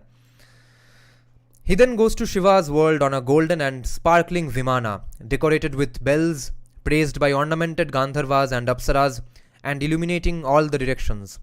O Brahmanas, there he enjoys happiness and all the objects that bring pleasure to the mind. Until the deluge arrives, he resides there. O supreme among Brahmanas, when this store of good deeds is exhausted, he is again born on earth in a home of yogis and knows the 4 Vedas. When he achieves Pashupata Yoga, he obtains emancipation. If a person sees the excellent god Krittivasa before lying down on rising at the time of Sankranti, when the ayana changes at the time of Ashtami, known as Ashoka. Okay. Footnote given here that the Ashtami, the 8th lunar day during Shukla Paksha, is the month of Chaitra. Okay. And during Pavitra Ropana, the Ekadashi, the 11th lunar day during Shukla Paksha in the month of Shravana. Okay. Pavitra Ropana. He goes to Shiva's world on a Vimana that has the complexion of the sun. because it's golden, obviously. If an intelligent person sees the god, whatever be the time, he is freed from sins and goes to Shiva's world. The area 2.5 yojanas to the west, east, south and north of the god is a Kshetra and confers objects of pleasure and emancipation. The lingam that is there in that supreme Kshetra is known as Bhaskareshwara. Earlier, the three-eyed god of the gods had been worshipped by Aditya there. Aditya meaning Surya. If a person, so here Surya the god is worshipping Shiva. If a person bathes in the pond there and sees the Bindusara, if a person bathes in the pond there and sees the god Maheshwara, he is freed from all the sins. Astride an excellent Vimana, he is praised by the Gandharvas and goes to Shiva's world. O supreme among Brahmanas, happy, he remains there for an entire kalpa. In Shiva's world, he enjoys agreeable and extensive objects of pleasure. When his store of good deeds is exhausted, he is born on earth in an excellent family or in a house of yogis. He becomes accomplished in the Vedas and the Vedangas. He is born as an excellent Brahmana who is engaged in the welfare of all creatures. He becomes skilled in all the sacred texts and about moksha, and his intelligence becomes impartial. Having obtained Shambhu's excellent yoga, he proceeds towards emancipation. O Brahmanas, wherever a lingam is seen, irrespective of whether it is fit to be worshipped or not, whether it is found in the forest, a road, at the crossroads of a cremation ground, as long as the lingam is not cracked, one must control oneself and bathe it with faith and devotion, worshipping it with fragrances, pleasant flowers, incense, lamps, offerings, bowing down, praises, prostrating like a rod on the ground, dancing, singing and other things. Having worshipped in the proper way, a man goes to Shiva's world. O tigers among Brahmanas, if a woman worships in this way faithfully, she too obtains these fruits and there should be no doubt about the matter. O supreme among sages, with the exception of God Maheshwara himself, who is capable of describing all the qualities of that excellent Kshetra. O Brahmanas, whether the person possesses faith or does not possess faith, a man or a woman who goes to that supreme Kshetra in Vaishakha or any such month and having bathed in the waters of Bindusara, sees God Virupaksha and goddess Shiva. Shiva, okay, double A. Goddess Shiva, the granter of boons, the Gana Chanda, Kartikeya, Ganesha, the bull. Bull in this case means Nandi, of course. The tree that grants all the objects of desire, Kalpadruma or Savitri. That person goes to Shiva's world. Following the norms, if a person bathes in Kapila Tirtha, Kapila is believed to have instructed his mother, Devahuti, about Samkhya on the banks of Bindusara, of this pond we are talking about. Following the norms, if a person bathes in Kapila Tirtha, which destroys all sins, that person contains all the objects of desire and goes to Shiva's world. If a person controls his senses and performs the rituals in that Tirtha, he saves 21 of his generations and goes to Shiva's world. If a person bathes in Ekamra, Shiva's Kshetra, which is as auspicious as Varanasi, it is certain that he will obtain emancipation. I don't think many people know this, that Pindadan can be done in this pond in Bhuvaneshwar as well. Or if at all there is a consensus that the Bindusagara lake is Bindusara in fact, because it has a Shivlinga near it. Fascinating. Let me just mark this part because it talks about people even without faith.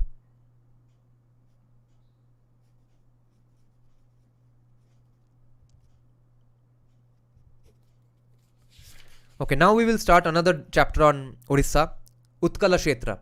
Okay, even that's in Orissa obviously, Utkala. Utkala is Orissa area, Vanga is Bengal area. Okay, now let me check some comments. I am a Kannadiga who we have an idiom in Kannada. Ippatonu Namaskara. 21 salutations, I see, nice. Particularly used by Ganesha Bhaktas, I see. Did you ask your friend about the Venkat Dhulipala book? No, I did not get a chance to talk to her yet. Previous stream. Ever thought about this? The wish granting tree could be referring to our nervous system with the branches like a tree. Absolutely. absolutely. Yeah. The kalpa. What's in Bengali? What is it called? Kalpataru. Yeah. Shabda Kalpadrum, and Kalpadruma means the tree. So what is Shabda Kalpadrum? I don't wonder. So now description of Utkala Kshetra. Brahma said, Mother Brahmani is radiant and is established in Viraja. Viraja means the Viraja temple or the Biraja temple in Jaipur, 125 kilometers north of Bhubaneswar. Okay. So this Jajpur, not Jaipur. Viraja temple in Jajpur, 125 kilometers north of Bhubaneswar. Durga is worshipped as Viraja there. Wow. This is basically a geography book. We are getting directions and maps and stuff. So, Brahma said, Mother Brahmani is radiant and is established in Viraja temple, which is in Jajpur in Orissa. On seeing her, a mortal person purifies 7 generations of his lineage. If a man sees the goddess properly there and full of devotion, bows down and worships her, he saves his own lineage and goes to my world. This is Brahma saying, so my world. There are other mothers of the world in Viraja too. Those goddesses destroy all sins. They bestow boons and are affectionate towards devotees. The river Vaitarani is there and it destroys all sins. Having bathed there, the best among men are freed from all sins. Swambhu Hari is himself there in the form of a boar, Varaha.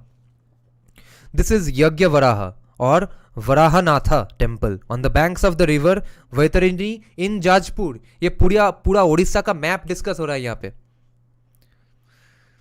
If a man sees him and faithfully prostrates himself, he reaches Vishnu's abode.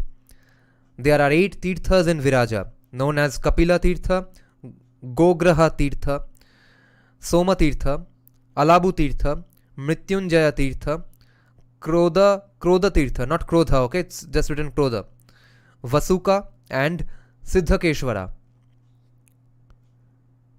An intelligent person should go there, control his senses and bathe in the proper way, bowing down to the gods. He will then be freed from all sins. Astride an excellent Vimana, praised by Gandharvas, he will obtain greatness in my world. If a person offers Pinda in my Kshetra of Viraja, there is no doubt that he gives eternal satisfaction to the ancestors. O best among sages, if a man gives up his life in my Kshetra of Viraja, he obtains emancipation. If a mortal person bathes in the ocean and sees Kapila, Hari and the goddess Varahi, there is a Varahi temple in Chaurasi in Puri district. So, if a mortal person bathes in the ocean and sees Kapila, Hari and the goddess Varahi, he goes to the abode of the gods. O best among sages, there are other tirthas and sacred temples that should be known as equal to that, probably meaning Viraja.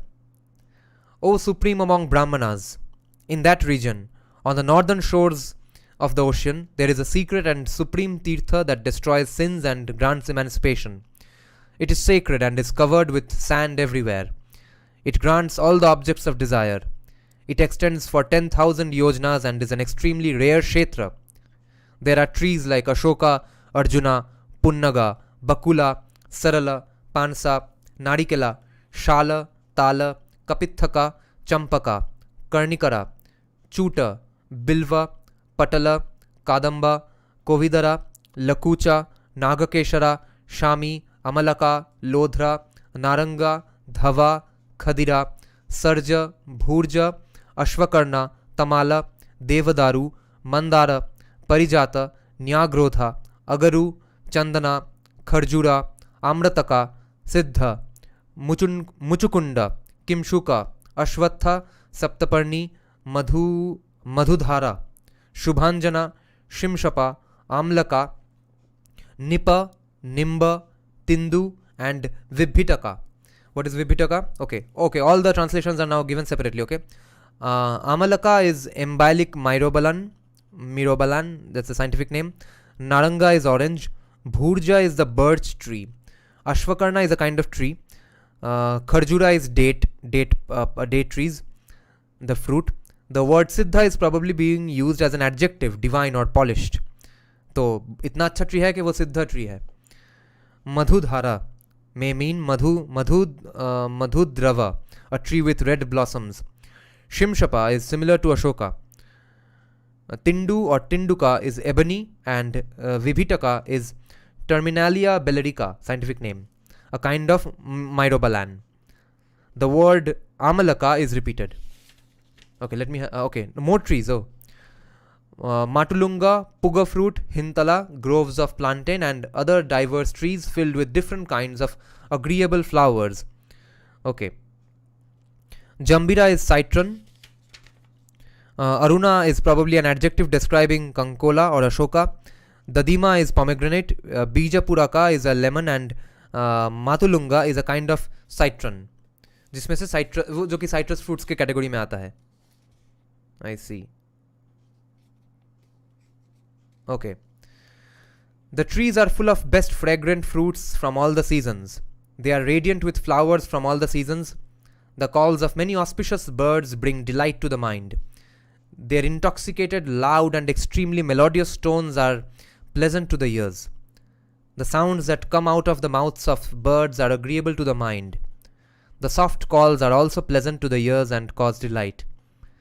There are chakoras, shatapatras, bhringarajas, kokilas, kalavinkas, haritas, jivajivakas, priyaputras, chatakas, and others with melodious voices.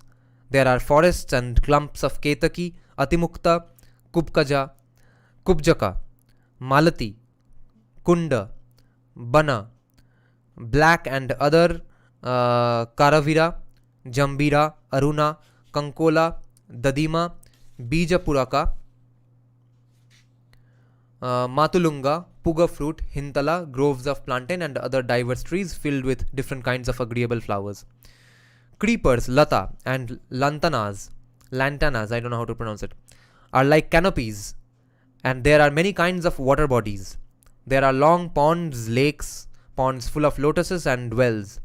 There are many sacred water bodies decorated with clumps of lotuses. There are ponds full of clear water, and they bring joy to the mind, filled with water lilies, white lotuses, auspicious blue lotuses, white water lilies, and other kinds of lotuses everywhere. There are kadambas, chakravakas, and aquatic birds, karandavas, plavas, hamsas, datyuhas, sarasas, koyashtis, madgus, and bakas. Okay. Buck, Bengalis know what bakas is. Okay. Footnote translates these things. Sarasa and baka are both types of cranes. In Bengali we call it bok. And madgu is a cormorant. Cormorant. Google it.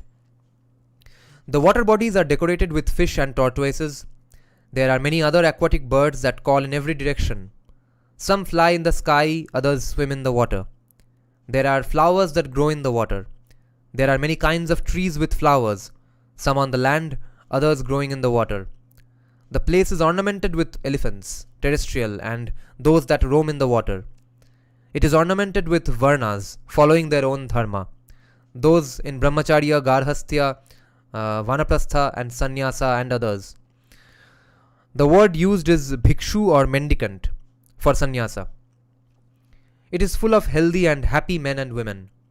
There are many houses of learning, sources of dharma, with all the qualities. In this way, this extremely rare Kshetra possesses all the attributes. O best among sages, the famous Purushottama, Vishnu resides in Purushottama Kshetra or Puri. Puri is short for Purushottama Kshetra. Okay, now I understand why Brahma Purana has this as the cover. Okay, this is the Puri temple, and if you hold the volume 1 and 2 side by side, it paints the complete picture of the Puri temple. Now I am realizing.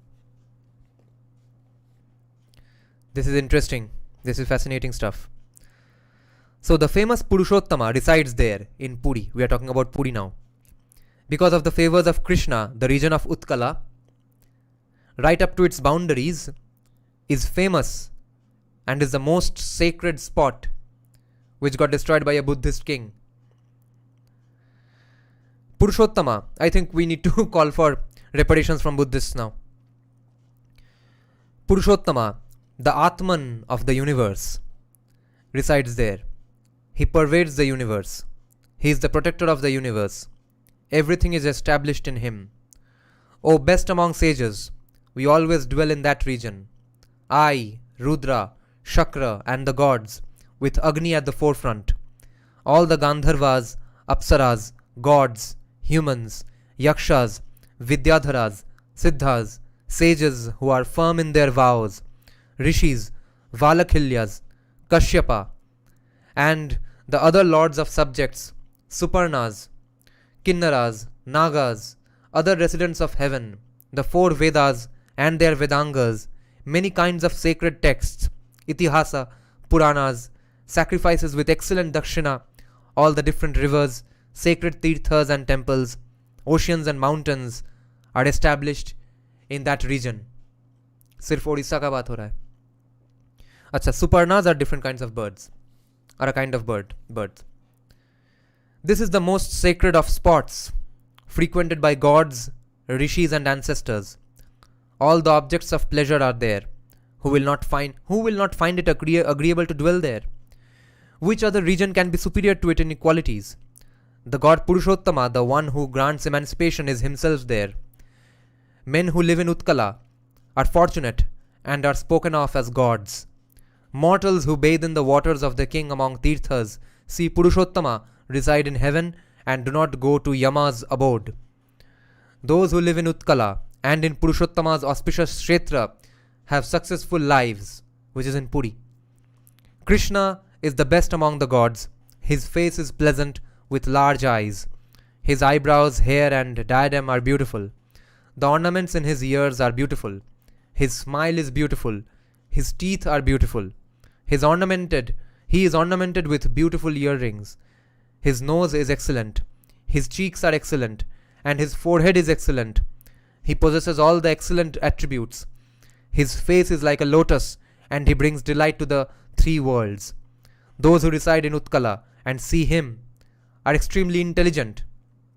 Okay, this part reminds me of two counter arguments for communists and feminists. Okay, so again another example why the women in the Ekamra ka Kshetra were not being sexualized or objectified, because it is the same way a tree bearing fruits is described.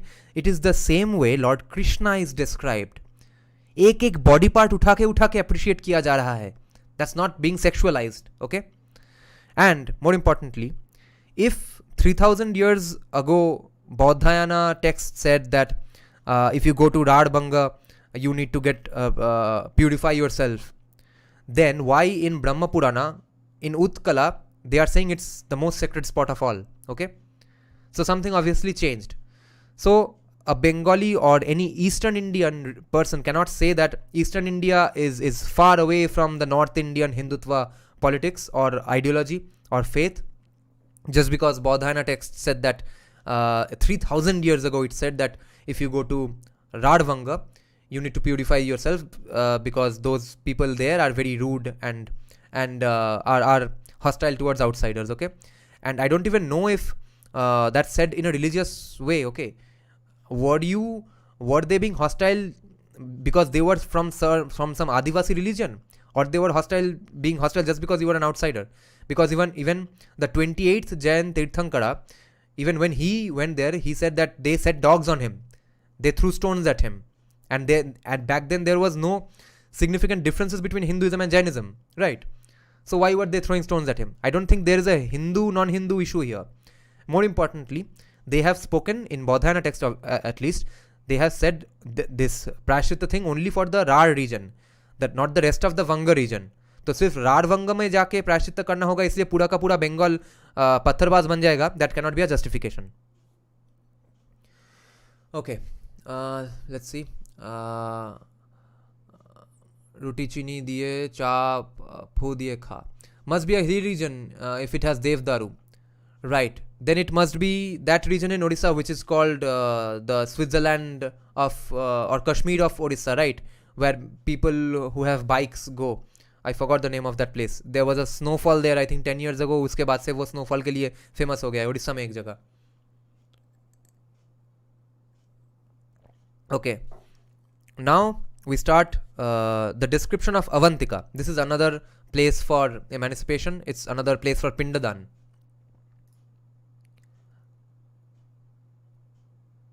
Okay, let me just check the comment once. This is the last subchapter. After this, that will end the live stream. Okay. Linguist is saying, no dear, only for tirthas we can go, otherwise no. I see, okay. In which context are you saying, linguist? Maximus is saying it's because Vangadeshis are very elitist from the very early ages itself. Yeah, perhaps. Also, the Arya Samaj considered Vangadesh as a tribal wasteland, which really ticked them off. So, either it's elite or it's a tribal wasteland. It can't be both. Okay. Now, Avantika. Brahma said, O Brahmanas, in ancient times in Krita Yuga, there was a prosperous king who was like Indra in his valor. He was known by the name of Indradyumna. He was truthful in speech, pure, accomplished, and supreme among all those who wielded every kind of weapon. He was very brave, handsome, and extremely fortunate. He enjoyed objects of pleasure and was generous in giving. He was pleasant in speech. He performed all the sacrifices. He was devoted to Brahmanas and to the truth. He was accomplished and learned in Dhanurveda, the Vedas, and the sacred texts. He was loved by men and women. He was like the moon and on the night of a full moon. Okay, he was like the moon on the night of a full moon. So bright and bright like a lightning and full of glow. He was impossible to behold, like Aditya. He was impossible to look at because he was glowing so much. Hordes of enemies found him to be terrible. He was devoted to Vishnu and was full of sattva. He had conquered anger. He had conquered his senses. He was devoted to the knowledge of Adhyatma. He was devoted to the dharma of emancipation. The king was a store of all the qualities and he ruled over the earth in this way. His mind turned to the subject of worshipping Hari. He said, how will I worship Janardana, god of the gods? In which Kshetra, Tirtha, bank of a river or hermitage? Kaha wo puja karu? With this thought in his mind, he considered all the spots on earth. He considered all the ancient Tirthas and Kshetras. Having thought about all these in his mind, he again thought of Purushottama's supreme and famous Tirtha, Puri, the one that grants emancipation. With his many forces and mounts, the king went there. He performed a horse sacrifice where many kinds of expensive dakshina were given. After this, he had a large and famous mansion constructed there, and in that, the valiant one instated Samkarshana. Okay, Samkarshana kya hai? Okay, instated, Balarama. He instated Samkarshana, Krishna and Subhadra. Okay, you see now. Subhadra, Krishna and Balarama. He instated it. So Indradyumna. I see, this is important.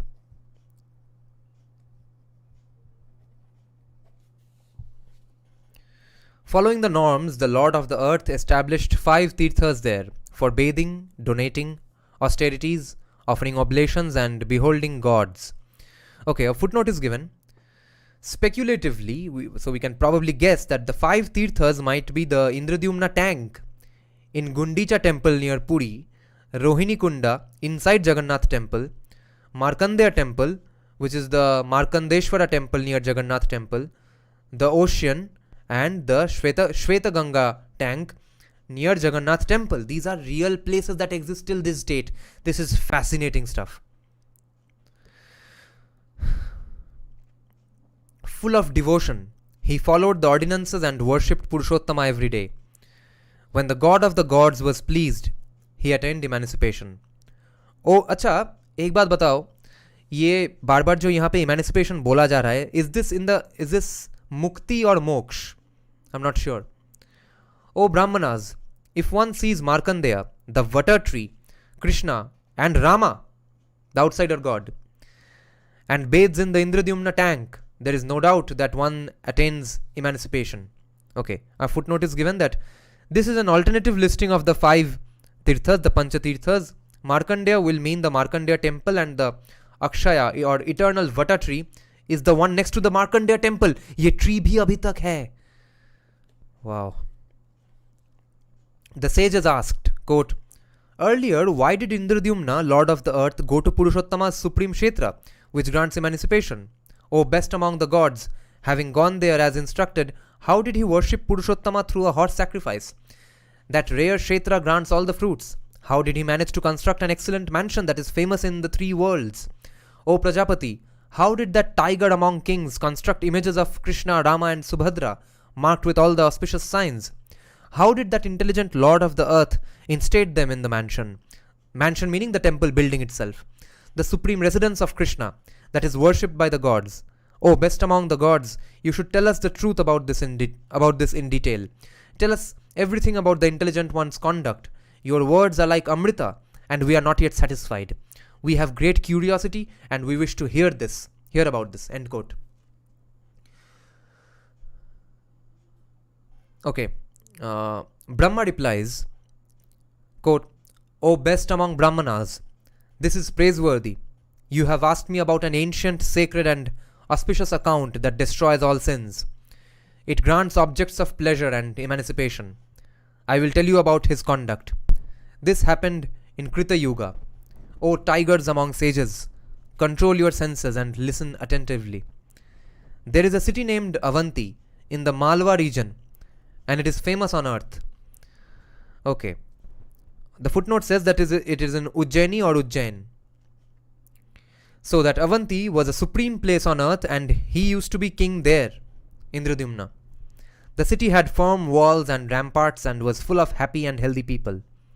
There were firm bolts on the gates, and it was ornamented with moats. So having a wall for your country is not a bad thing. The place was full of many kinds of merchants, and their excellent vessels had objects for sale. The beautiful roads were lined with shops and triangular and quadrangular parks. So you see, lined with shops. Not free stuff, huh? We are talking about capitalism in a religious text. Let me just mark this. We are always an entrepreneurialistic society. There were mansions with many stories and meaning many floors, and the city was properly divided with crossroads. There were homes, turrets and walls, and the avenues were decorated. It was ornamented with hundreds and thousands of white and wonderful mansions that resembled the necks of swans.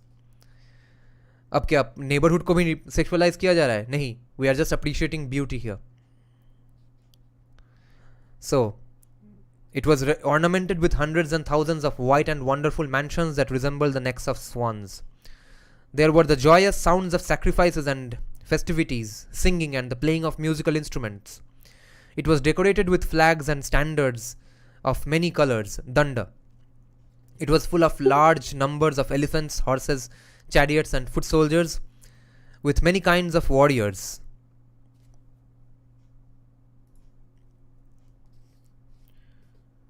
Many kinds of warriors, O best among sages. There were many prosperous habitations ornamented with learned dvijas, twice born, a term applied not only to Brahmanas but also Kshatriyas and Vaishyas, depending on the context. There were many prosperous habitations ornamented with learned dvijas, Brahmanas, Kshatriyas, Vaishyas, and Shudras. There was no one who was filthy there, no one who was foolish or weak, not even Shudras. There was no one who was diseased or maimed in a limb. There was no one who was addicted to gambling. The men and the women who could be seen there were always extremely happy in their minds. Cheerful, they separately sported day and night. The men who were seen there wore excellent garments and polished earrings. They were handsome in form and excellent in qualities. They were adorned with divine ornaments. They possessed all the auspicious signs and resembled the god of love. So god of love is Madan, right? Their hair was excellent. Their cheeks were excellent. Not sexualization, okay? Their cheeks were excellent. Their faces were excellent, and they sported beards. They knew all the sacred texts and could shatter the armies of enemies. They were generous in gifting all the jewels. They enjoyed every kind of prosperity. Capitalism tha. Oh, best among sages. Extremely beautiful women could be seen there. Their gait was like that of swans or elephants, again Gajagamini. Their eyes extended all the way up to their ears. They were slender-waisted and possessed beautiful hips. Their breasts were heavy and upright. Their teeth were excellent, and their faces were charming. Their cheeks were excellent, and their hair did not move. The hair, it means that their hair was braided, not loose or disheveled. Their teeth were like flashes of lightning. Teeth भी describe कर रहा है, तो sexualized तो नहीं है, I guess.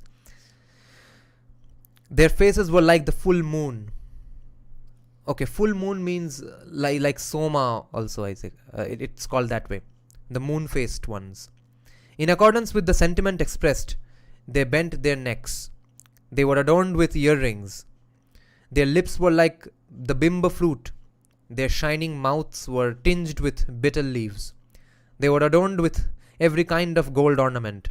They were dark with excellent loins. The sounds of girdles and anklets could be heard. So you see, the obsession with fair skin does not lie here. Basically, wait, let me just mark this place. We did not have obsession with any particular skin color. क्योंकि कहीं पे बोल रहा है कि radiant as the sun, skin complexion like gold. 2 minute बाद जिसका dark skin colour है उसको भी इक्वली ब्यूटी के लिए अप्रिशिएट किया जा रहा है. विच इज़ वाई वो बलराम सुभद्रा और कृष्णा का जो स्टैचू है उसमें काला फेस है, because Odia people had darker skin.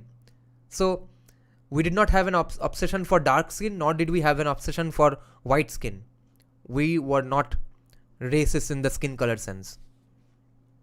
But we did identify an outgroup, obviously. Okay, let me check some comments for a while. Only for Tirthas one can go, otherwise no visit. That's what I have heard. So not in a particular part of India. My previous comment is supported by Mahabharat, wherein Karna was gifted Angadesh at the time, King Anga, then King Vanga, even though it already had a king. Okay, yeah. Mukti and Moksha are same here as Kaivalya Moksh, that the tree realization through that Atman is Brahma. Oh, okay. So Mukti and Moksha is same here. I see. Okay. Now we are nearing the end of this sub-chapter. Yeah. Just 2 more pages. Okay.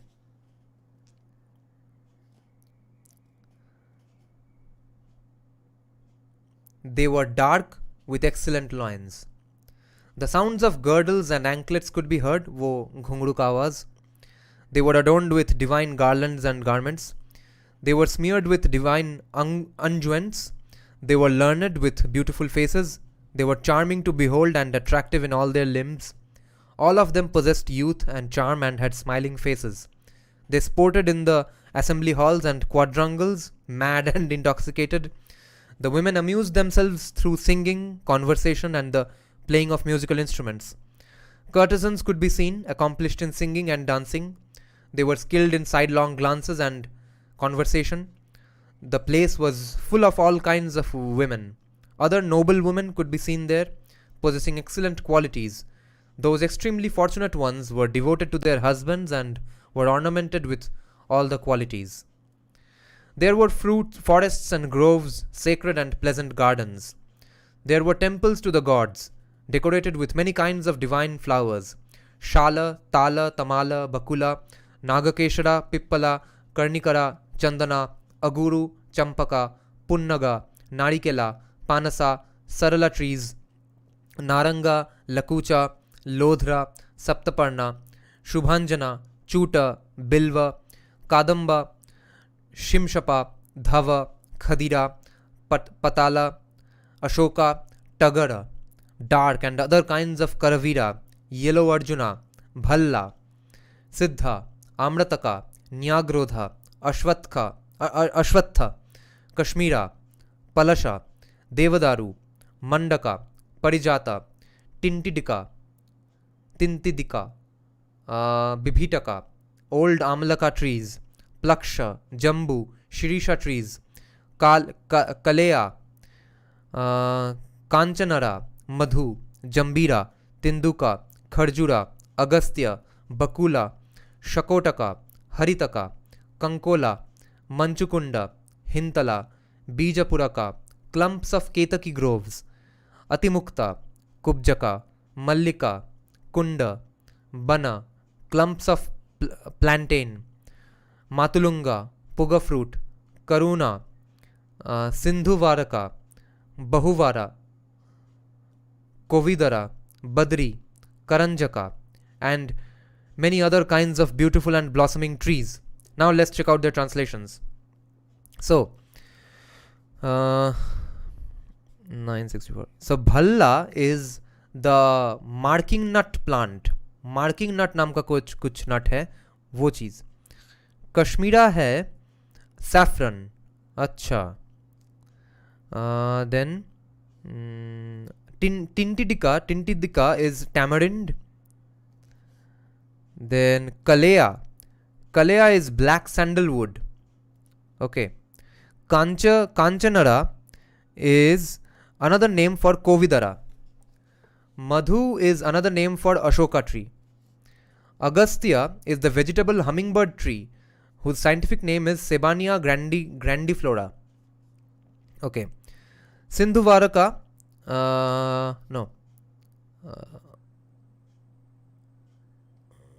Agastya, yeah, okay. Okay, then Shakhotaka. Shakhotaka is the toothbrush tree, Streblus asper. Toothbrush tree मतलब वो किससे हम पहले brush करते थे, वो tree का नाम क्या है, वो कॉमन नेम मैं भूल गया. Shakhotaka. Okay, someone remind me in the comment section. The toothbrush tree. Haritaka. We brush trees for so long. We brush our teeth from so ancient times. Haritaka. In Bengali we call it Horitoki. That is yellow myrobalan. Then Karuna tree is another name for Mallika. Okay, Mallika bone. Sindhuvaraka.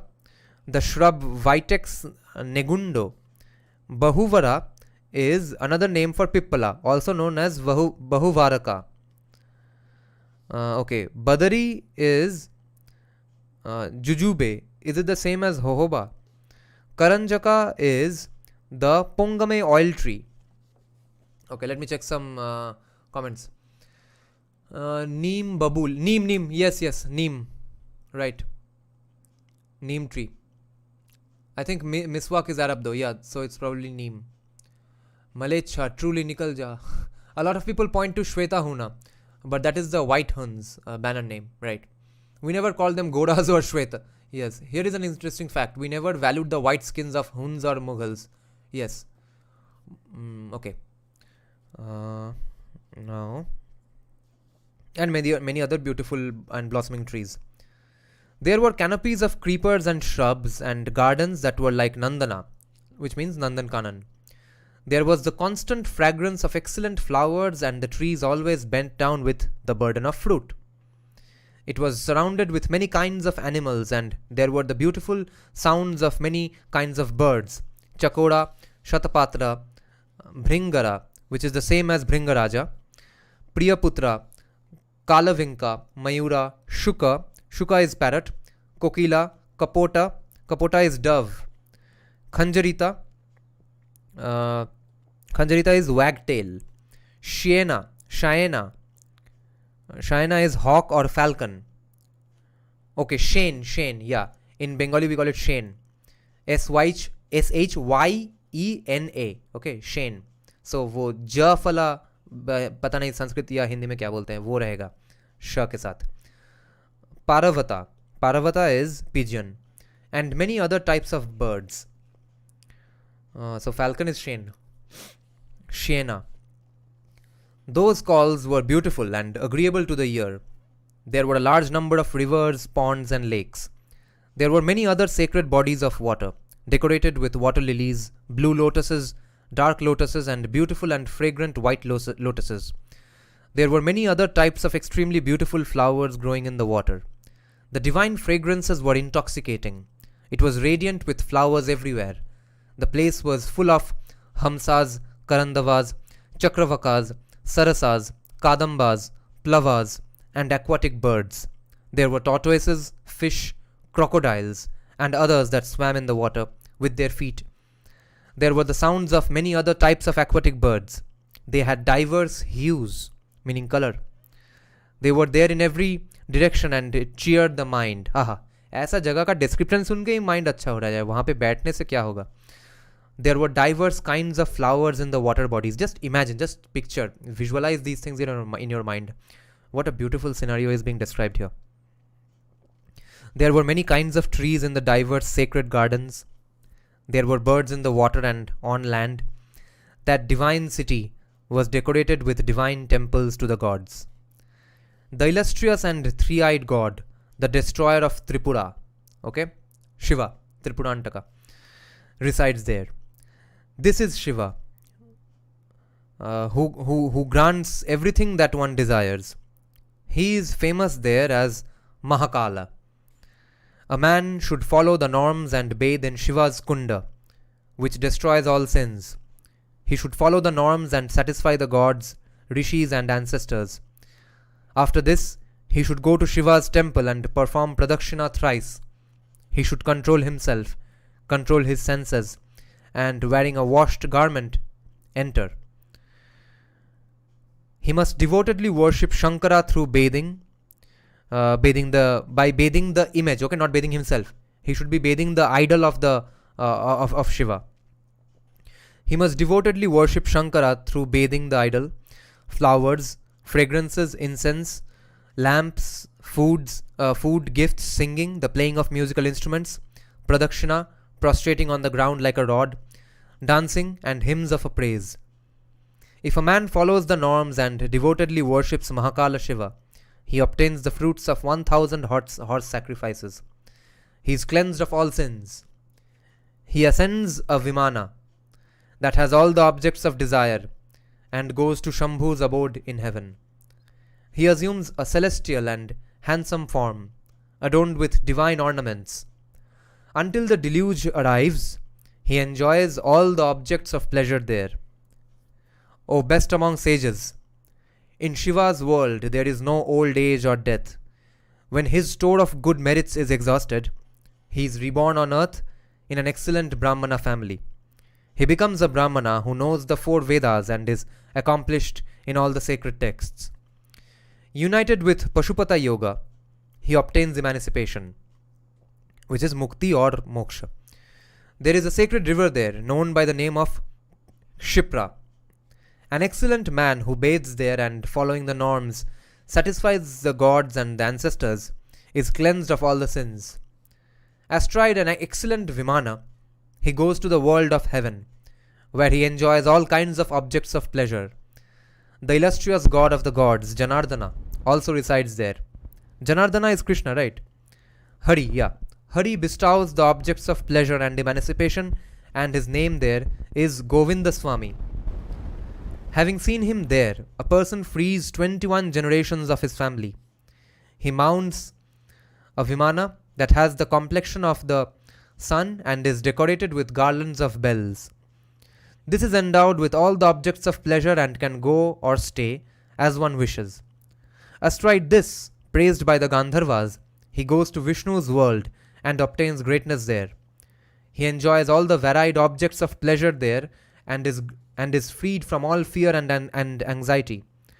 Until the deluge arrives, he is extremely fortunate, handsome, and happy. In the course of time, he will subsequently be born as a Brahmana on earth, in a house that has excellent yogis. He will know the true purport of the Vedas and the sacred texts. Resorting to Vaishnava Yoga, he will obtain emancipation. O Brahmanas, to obtain the fruits that have been mentioned earlier, a man or a woman should also go and see Vishnu there, present under the name of Vikramaswamy. With Shakra as the foremost, other gods also reside there. O best among sages, there are the Matris or Matris, mother goddesses, who bestow all the fruits that one wishes for. If one follows the norms, devotedly, worships them and prostrates himself before them, he is freed from all sins and goes to heaven. Such was that beautiful city, protected by the lion among kings, Indradyumna. Like Indra's Amravati, it constantly rejoiced with festivities. The city was laid out extremely well, with 18 extensive squares. There was the sound of bows being twanged, and it was adorned with assemblies of virtuous people. So why are bows being twanged? Because people are practicing archery all around, okay? Kshatriya hai charo or. Adorned with assemblies of virtuous people. There were large numbers of learned people, and there was a loud sound of the Vedas being chanted. O Brahmanas, day and night, recitals of Itihasa, Purana, many sacred texts, Kavya, and conversations on these could be heard. Kavya meaning poetry. I have thus spoken about the excellent qualities of Avanti. Earlier, the immensely intelligent Indradyumna used to be the king there. And you can Google, the place is still called Avanti. Name has changed a little, but they still remember it used to be called Avanti. It's in Orissa. So an entire live stream on Orissa essentially. I wish some Odia people were watching this. So that's the end of today's live stream on discussion on Brahma Purana, guys. This was fascinating. Now let's just check some comments. Jujube is Indian plum. I see. Okay. So it's not the jojoba oil thing that we hear of. Jojoba spelling the same hai. I don't know exactly what jojoba is. So I don't know if Indian plum is the jojoba. It's also pronounced as jojoba.